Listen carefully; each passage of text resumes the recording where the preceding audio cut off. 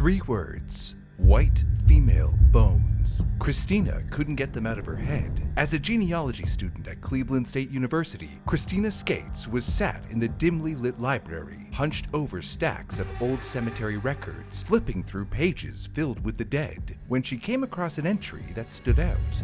White female bones. No name, no description, no past. Just an entry in a burial log, stripped of identity, with a number in place of a name.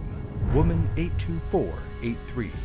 She frowned. Something about it didn't sit right. She was used to coming across records with missing details, illegible handwriting, or dates that didn't quite match, but this wasn't a mistake. This was someone, a woman who had lived, breathed, and died, only to be reduced to a number in a forgotten file. She leaned back, exhaled. Maybe it was nothing. Probably just one of the countless unidentified cases that had slipped through the cracks over the years. But still, she couldn't let it go. She picked up her phone and dialed the cemetery. Maybe they could tell her something. Who woman 82483 was, where she came from, why no one had claimed her. But the answer she got was worse than she expected. Nothing.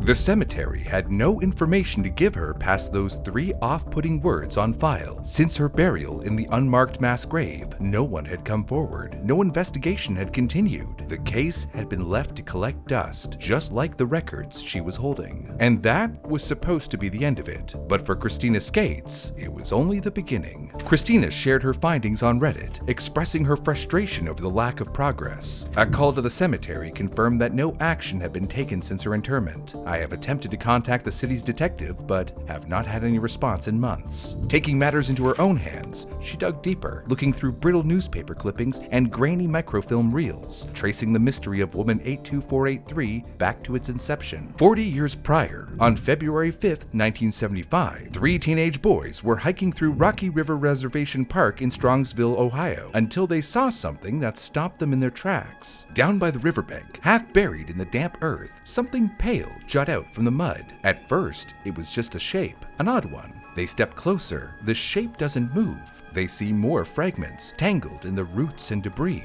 It's a skeleton, and it's been here a while. Now you'd think this would be the moment they run straight to the nearest phone, but no. For reasons unknown, maybe shock or teenage logic, they don't report it right away. Hours pass. Maybe they tell their parents first. Maybe they sit with the knowledge, debating what to do, but eventually the police are called. At first, officers aren't even sure what they're looking at. Could be an animal skeleton, could be something else. But after uncovering the skull, the answer becomes clear. It was human. And someone, somewhere, knows how it got there. Christina continued making calls, and not just 1 or 2. She was relentless. First stop, the Strongsville Police Department, specifically the detective sergeant. No luck there. Next, she tried the Cuyahoga County Medical Examiner's office, reaching out to both the records department and administration. Surely someone had something. Nope, still nothing. She even left a voicemail for the Metro Park Rangers, who had initially handled the case back in the 70s. If anyone had first-hand knowledge of how this woman was discovered, it was them.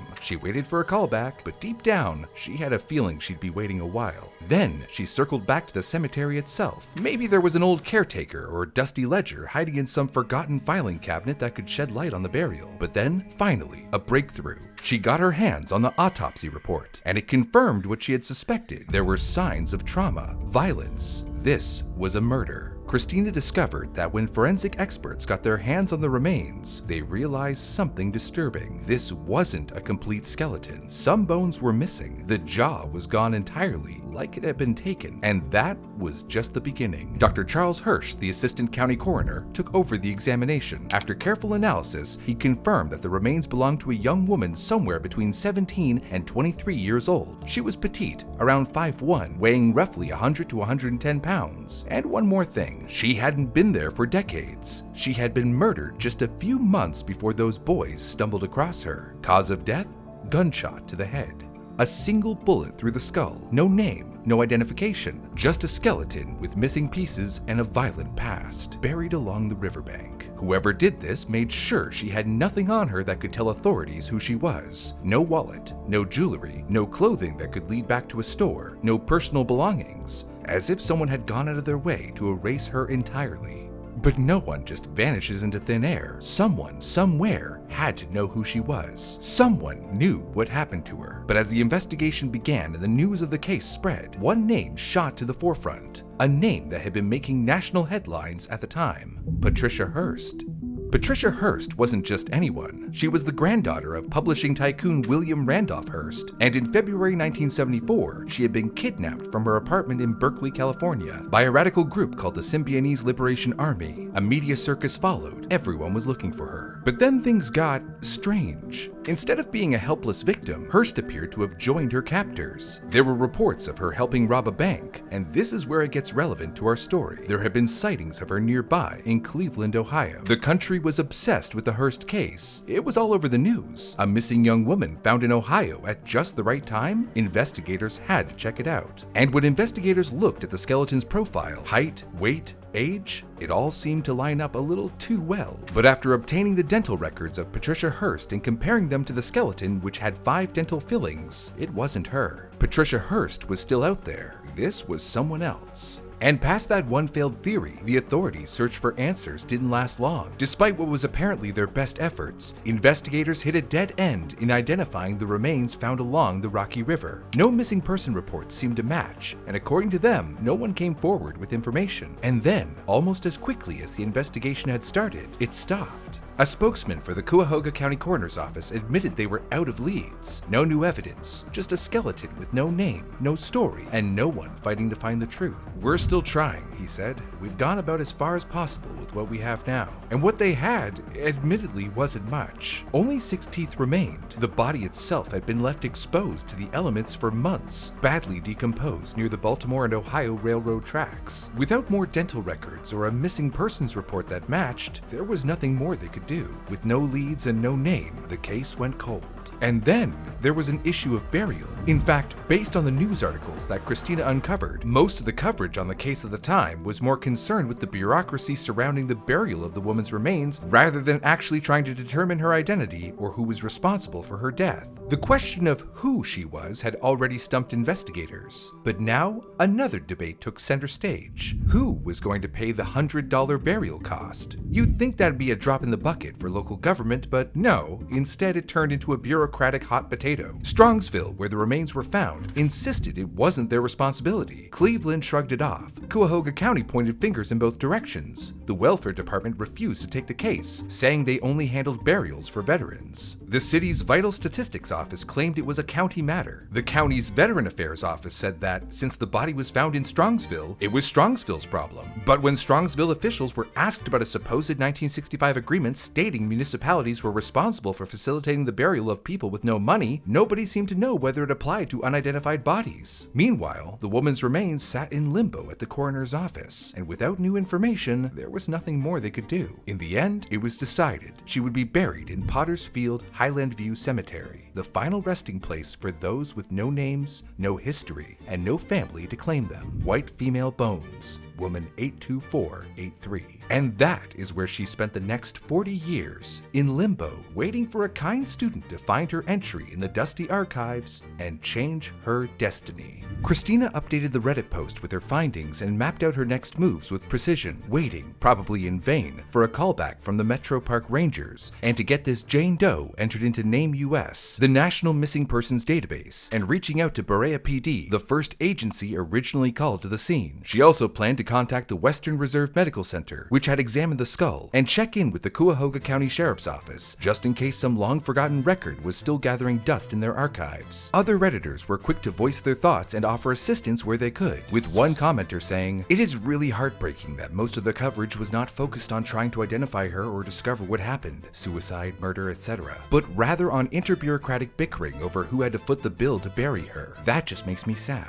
And another commenter saying, "Wow, that's an impressive amount of research you did. Do you mind if I cross-post this to Web Sleuth's Unidentified Forum?" Christina responded enthusiastically, "Please, just let me know when/if you do. Here you go. I credited you." Her case eventually caught the attention of users on Web Sleuths, a popular true crime forum where amateur investigators and online sleuths gather to analyze cold cases, share findings, and piece together missing details. Christina Scates had been digging deeper while sharing her findings on the Web Sleuths thread. She started by checking Cuyahoga County's list of unidentified remains, the official record of the nameless, but Strongsville Jane Doe wasn't there. According to the system, she didn't exist. She wrote on the platform, "I have contacted about everyone I can so far. I'm new at this, so keep suggestions rolling." That's when a new amateur detective entered the chat. Carl Kopelman, who would soon become a pivotal part of this investigation, wrote on the platform, "Incidentally, I just spoke with the Cuyahoga MedX office about this case yesterday. They had contacted me regarding the 1981 Euclid Bosco Tech John Doe, and while I had her on the phone, I asked about this case. She couldn't find anything in her records about this Jane Doe, and was totally unaware of her existence. But why? Why was there seemingly no record of this unidentified victim? A mistake? A cover-up? The answer was chillingly simple. Ange Fisher from the Cuyahoga County MedX office looked in her system and discovered that she was not included with the other UID cases because the word unidentified was misspelled. But they have all the info on this case, and she is going to send what she has to the Name Us and get a case file set up for this case. This entire time, a single spelling mistake had erased her from databases, preventing her case from being linked to missing persons reports. She wasn't just unidentified, she was invisible. For decades, her case had been buried under paperwork, clerical errors, and plain old neglect. But now, with the Strongsville Jane Doe being officially added to Name Us, the national database for missing and unidentified persons, things started moving fast. Next was the matter of how to reconstruct a sketch of the woman's likeness, which would be difficult seeing as all they had was a partial skeleton. During her research, however, Christina had managed to track down something critical, a photograph of the skull, but it wasn't much. She wrote, "I think we're screwed on facial reconstruction.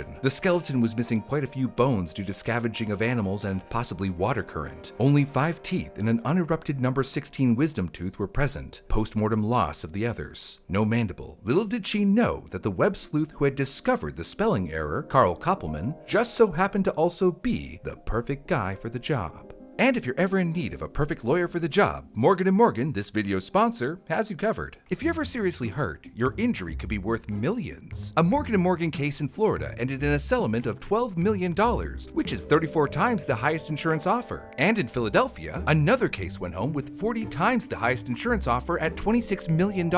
And that was only within the last couple of months for victims involved in life-altering car crashes. They don't settle for lowball offers. Instead, if you become their client, they will fight to get you what you deserve. And you don't even have to pay them unless you win. So if you ever get seriously injured, your case could be worth millions. And you're only a few clicks away from potentially changing your life. It's so easy. You can start your claim now with Morgan & Morgan at forthepeople.com/brew, found in the description or by scanning the QR code on screen from your phone's camera. And thank you, Morgan & Morgan, for sponsoring today's video. As for Christina, she didn't need a legal team, but she did need Carl Kopelman, a master of his craft. Carl wasn't a detective. He didn't have a badge, an official title, or the authority to flash credentials at a crime scene. He wasn't the guy kicking down doors or grilling suspects under a flickering interrogation room light. But what he did have was something just as powerful, an obsession, the kind that kept him up at night, clicking through case files, cross-referencing databases, and chasing the truth long after most people would have moved on.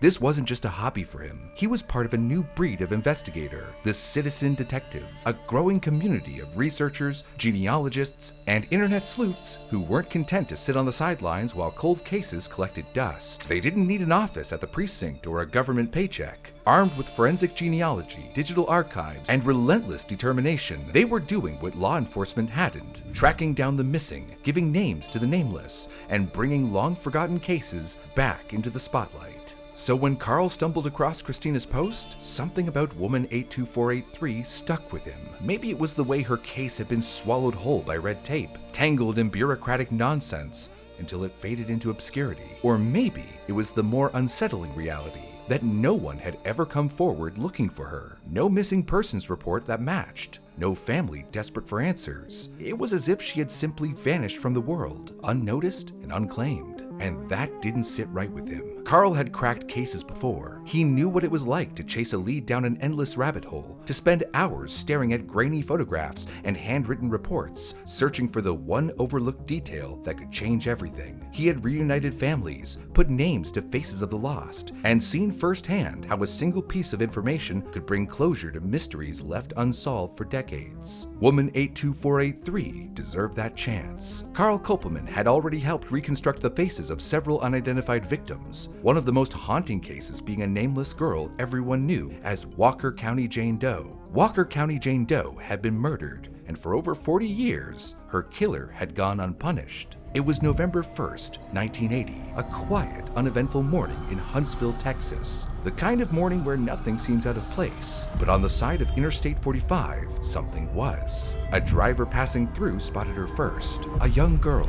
face down in a ditch, motionless. Upon closer inspection, she had been beaten, strangled, and discarded like she was nothing. Whoever had done this to her hadn't even tried to hide her. No shallow grave, no effort to cover their tracks. Just left there, as if she was meant to be found. And yet, for decades, no one could figure out who she was. She became Walker County Jane Doe, another nameless girl in the morgue, another cold case gathering dust in police files. She was young, no older than 16. Too young for this. She wore a yellow long-sleeve shirt with a horse design, a pair of flared jeans, and high-heeled sandals. Not the kind of clothing you'd expect from someone living on the streets for long. She had no purse, no wallet, no ID. But there was one chilling detail that made this case different. The night before she was found, she had been seen alive. Witnesses saw her at a truck stop diner near Huntsville. She wasn't just some drifter passing through, though. She had a purpose. She walked inside and asked for directions to the local county jail. Why? She said she was looking for someone, but she never said who. When employees pressed her for more details, she just brushed them off. "I'll be fine," she told them, and then she left. Hours later, she was dead. For years, police tried to identify her. They followed leads. They checked missing persons reports. Nothing. No family stepped forward. No friends came looking. She had vanished from somewhere, but no one seemed to know where that was. By 2019, her case had faded into obscurity. Advances in forensic science had helped solve other cases, but Walker County Jane Doe was still just that, a Jane Doe. And that's when Carl Kopelman entered the picture. In 2019, he took on Walker County Jane Doe's case. Using post-mortem photos, forensic data, and old reconstructions, he worked meticulously to recreate her likeness. Not just as a forensic tool, he was bringing her back to life. His sketch was shared across the internet, web sleuths, Reddit, cold case forums, and people saw her. They talked about her. She was no longer forgotten.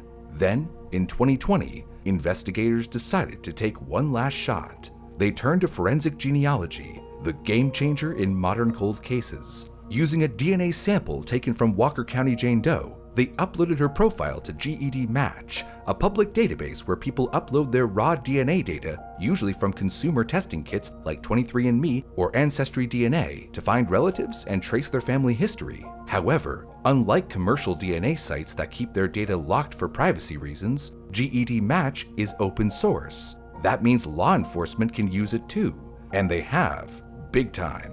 When police have an unknown suspect's DNA, say from a cold case, they can create a profile and upload it to GED Match. If the suspect's DNA has any distant relatives in the database, the system finds those genetic connections. Investigators then use good old-fashioned genealogy techniques, family trees, historical records, birth certificates, to narrow down possible suspects. That's exactly how the Golden State Killer was caught in 2018. His DNA sat in evidence for decades, but once it was uploaded to GED Match, investigators found distant cousins. From there, it was just a matter of tracing family lines, eliminating suspects, and boom, Joseph D'Angelo was in cuffs.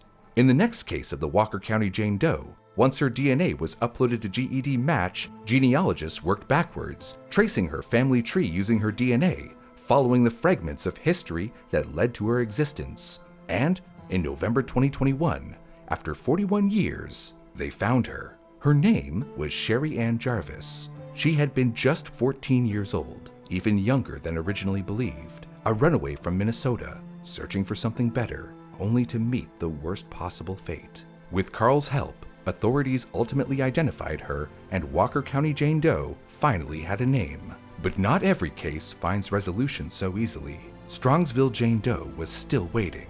But thanks to Carl Koppelman, the case took an interesting turn. Carl did what he did best. He analyzed the skull's structure, studied past reconstructions, and carefully crafted a new sketch of what Strongsville Jane Doe might have looked like.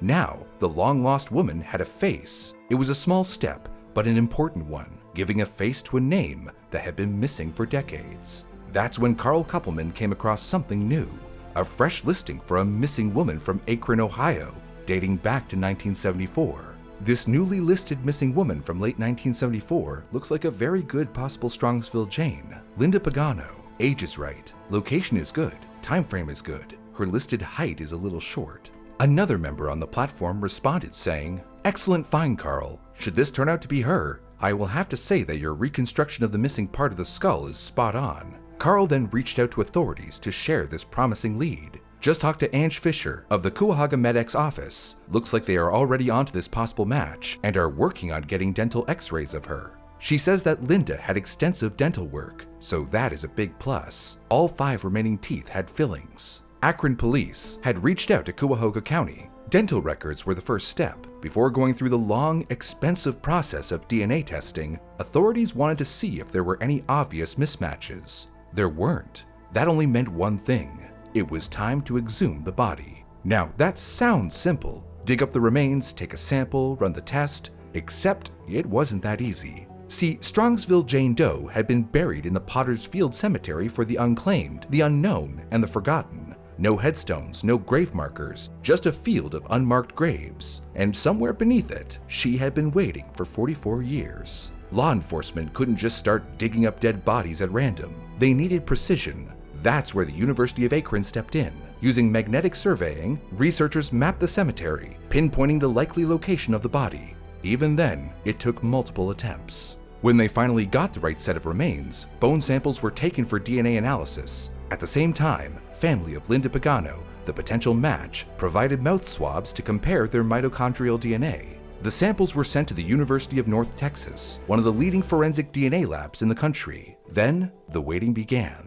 Months passed. Lab techs ran the tests, double-checking results, and made sure there was no room for doubt. Then, on June 29, 2018, 44 years after disappearance, the confirmation finally came through. Woman 82483 was Linda Pagano. Just got word from Linda Pagano's sister that Strongsville Jane Doe is in fact Linda Pagano. Although the authorities were on to the possible match before I called it in, I am flagging the thread as a WS match because, if not for the amazing sleuthing work by Christina Scates, this case would still be buried deep in the police and coroner's office archives. It was only because Christina decided to investigate a Jane Doe grave that was not listed anywhere, the case was listed in Name Us, and consequently was noticed by Akron PD. Congratulations, Christina, and great work. But who was this Linda Pagano, and was her killer still out there? August 31st, 1974. It should have been just any other summer night. The kind of night where the air still holds onto the warmth of the day, where teenagers pile into their cars with the radio turned up too loud, chasing one last bit of freedom before fall sets in. And for Linda, that's exactly how the night started. Linda was 17, smart, responsible, not the type to just up and vanish. She had a steady job at A&W, a sleek new Mustang, and a future she was building one careful step at a time. She went to attend a concert with her boyfriend that night, and she was never seen again. At least, that was the official story. And for a long time, that's all there was. No follow-up investigation, no police search, no evidence collection, just a convenient, sweeping assumption. Linda had run away, and in 1974, that was enough. Case closed. Never mind that Linda wasn't the type to run. Never mind that she left behind her brand new Mustang, her job, her entire life. Never mind that she had no history of running away, or any reason to vanish into thin air. None of that mattered, because the only person who ever claimed to see her leave was her stepfather, and apparently his word was enough. Linda had returned home from the concert in the early morning hours, stepping into the small Akron, Ohio apartment she shared with her stepfather, Byron Claflin, and that's where things took a dark turn. Now, Byron wasn't exactly known for his patience. He had a reputation for being hot-tempered, prone to outbursts, the kind of man who could turn a minor disagreement into a full-blown shouting match. That night, he claimed they argued. He claimed that Linda had come home too late. He He claimed he was fed up.